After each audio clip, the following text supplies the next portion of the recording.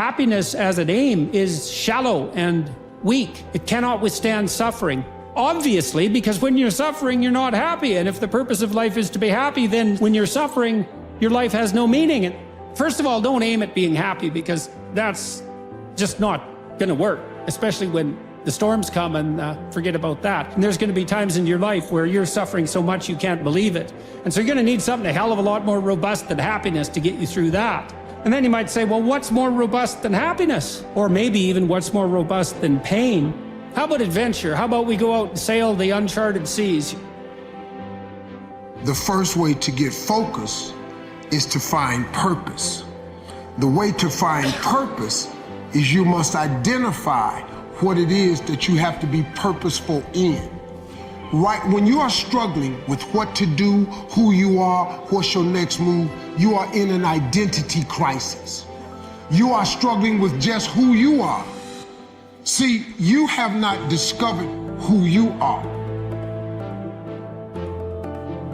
Plan gonna happen. We can delay it, right? When we don't want to be courageous, when we don't want to encounter that level of faith that we know we need along our journey for our goals, dreams, and aspirations. You can delay it, but courage, that's a different ball game. That's pressing forward in the face of opposition, adversity, uncertainty. Different ball game, but the question remains, do you remember who you were before the world told you who you should be? That's the essence of courage to me. Turn the page. And just because you had some bad chapters doesn't mean your story can't end well.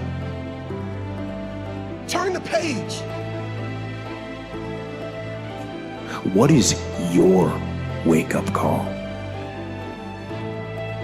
What is enslaving you? What is controlling your thoughts? Is it the television set?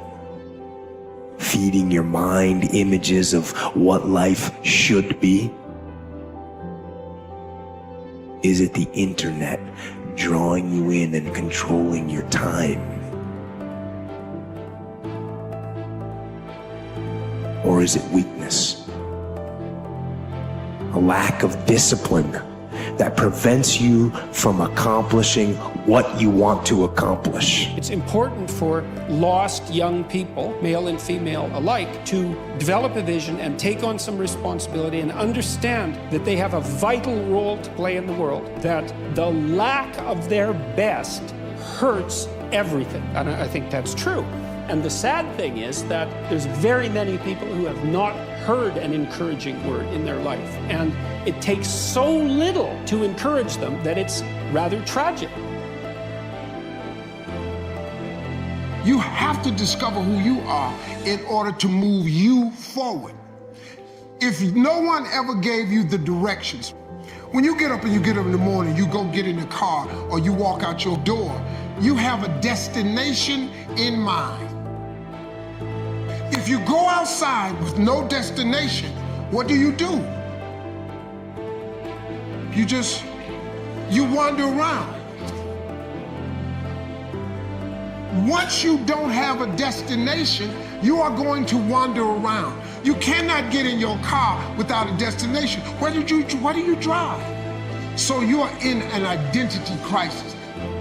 There has to be some diversity for you to, overcome, to win. You can't be a champ unless you, are in a place where you look like you're going to lose and then you win. The pain that's going to come with being independent, you have to embrace it because it's going to happen. And also know that the more successful you get, the more problems you're going to have, the more knots you're going to have to untie. Being a boss does not mean smooth sailing. It means having the ability to care about other people before yourself and to untie problems, untie knots. That's all it is. It's not business if there's not problems. There's nothing good without struggle. It just doesn't happen.